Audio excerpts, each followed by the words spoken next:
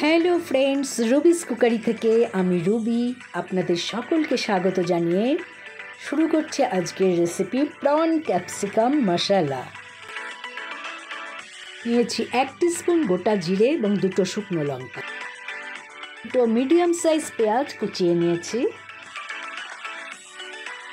বড় সাইজের একটা ক্যাপসিকাম থেকে হাফ আমি এরকমভাবে টুকরো করে নিয়েছি। 1 টিস্পুন জিরে গুঁড়ো, 1 টিস্পুন হলুদ গুঁড়ো, 1 টিস্পুন ভাজা জিরে গুঁড়ো, 1 টিস্পুন কাশ্মীরি লঙ্কার গুঁড়ো, 2 টেবিল স্পুন টক দই, 1 টিস্পুন গরম মশলার গুঁড়ো, 3/4 কাপ কোকোনাট মিল্ক আর হাফ কাপ ধনেপাতা কুচোনো। এখানে লবণ এবং চিনি আছে, এটা স্বাদ মতো আমি ইউজ করব। 1 টিস্পুন রসুন বাটা, 1.5 টিস্পুন আদা বাটা, মিডিয়াম সাইজ একটা টমেটো কুচিয়ে নিয়েছি, 2 টেবিল স্পুন ড্রাই ফ্রুটস বাটা, এখানে আমন্ড এবং কাজু আছে, একটা গন্ধরাজ লেবুর পিস, 4টে চিড়ে রাখা কাঁচা লঙ্কা, বাটার 2 টেবিল স্পুন। এখানে 300 গ্রাম প্রন আমি বাজার থেকে ভালো করে কেটে নিয়ে এসে ভালো করে ধুয়ে নিয়েছি এবং এটাতে আমি এখন ম্যারিনেট করব।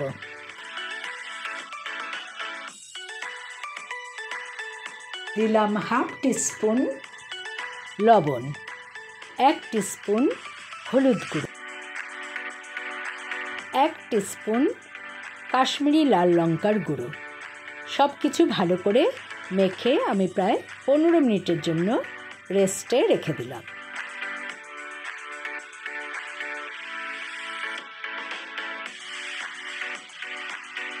এবারে রান্না শুরু করব। আমি 2 টেবিল স্পুন সর্ষের তেল নিয়ে নিলাম।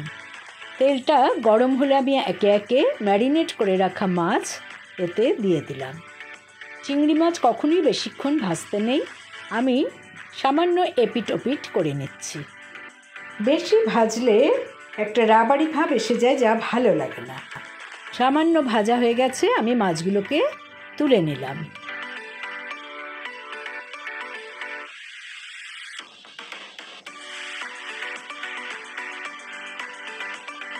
এই 2 টেবিল স্পুন ফ্রেশ তেল গরম হলে তাতে 2টো শুকনো লঙ্কা আর গোটা জিরে দিয়ে দিলাম।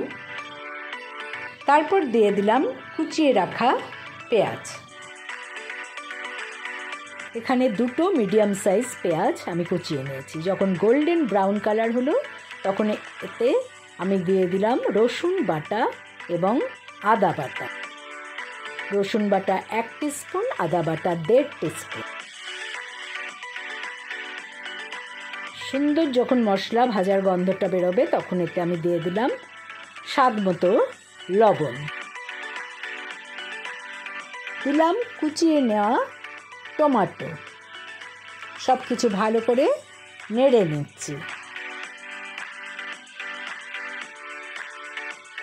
দিলাম হলুদ গুঁড়ো 1 টিস্পুন, কাশ্মীরি লঙ্কার গুঁড়ো 1 টিস্পুন, জিরের গুঁড়ো 1 টিস্পুন। আবারও সব কিছু ভালো করে নেড়ে নিচ্ছি। যখন মশলা ভাজা কমপ্লিট তখন আমি এতে হাফ কাপ জল ঢেলে দিলাম। লো টু মিডিয়াম ফ্লেমে ঢাকা দিয়ে আমি প্রায় 10 মিনিটের মতো জলটাকে শুকাতে দিলাম। জল দেখুন শুকিয়ে গেছে এবং তেলগুলো ভেসে উঠেছে।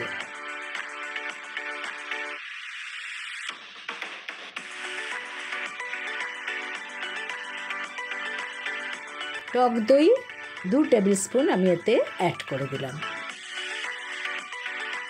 ভালো করে নেড়ে নিচ্ছি।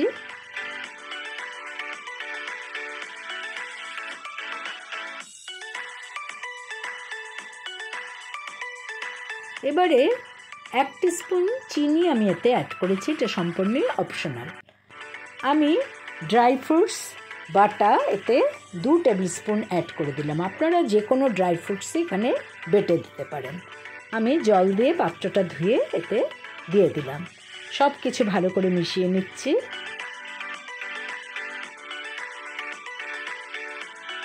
দিয়ে দিলাম ক্যাপসিকামের টুকরোগুলো। ক্যাপসিকাম দেওয়ার পর আর বেশিক্ষণ এটাকে ভাজবো না, জাস্ট সামান্য ভাজলাম এবং তেলগুলো বেরিয়ে এসেছে আবার। এবারে আমি এখানে যে নারকেলের দুধ সেটা অ্যাড করে দিলাম।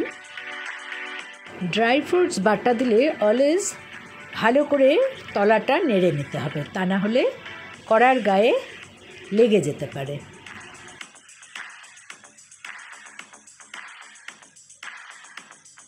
ভালো কষানোর গন্ধ বেরিয়ে গেছে এবং কষেও গেছে খুব ভালোভাবে। দেখতেই পাচ্ছেন তেলগুলো চারদিক থেকে ভেসে উঠেছে। আমি এবার ভেজে রাখা প্রনগুলো এতে অ্যাড করে দিলাম। খুব বেশি জল আমি এতে ইউজ করব না, 1.5 কাপ জল আমি এতে দিয়ে দিলাম, কারণ এই রান্নাটা সম্পূর্ণ গা মাখা হবে। খুব বেশিক্ষণও চিংড়ি মাছ সেদ্ধ করতে হবে না, তাই যেই জলটুকু দিলাম এটা ফুটে শুকিয়ে গেলে আমার রান্না কমপ্লিট হয়ে যাবে। আমি দিয়ে দিলাম 4টে চিড়ে রাখা কাঁচা লঙ্কা এবং 2 টেবিল স্পুন বাটার। শেষে দিয়ে দিলাম ভাজা জিরে গুঁড়ো। ঢাকা দিয়ে রাখলাম। 5 মিনিট বাদে দেখুন কত সুন্দর তেল ভেসে উঠেছে এবং কালারটাও কত সুন্দর হয়েছে। আমি 1 টিস্পুন গরম মশলার গুঁড়ো এতে অ্যাড করে দিলাম। আমার রান্না কমপ্লিট। যদি আপনাদের ভালো লেগে থাকে এই প্রসেসের প্রন, তবে অবশ্যই আমাকে কমেন্ট করে জানাবেন। আমি গার্নিশিং করব গন্ধরাজ লেবু 1/4 অংশ আর ধনেপাতা কুচি দিয়ে। ভালো থাকুন, সুস্থ থাকুন। আবার দেখা হবে পরের এপিসোডে। Thanks for watching.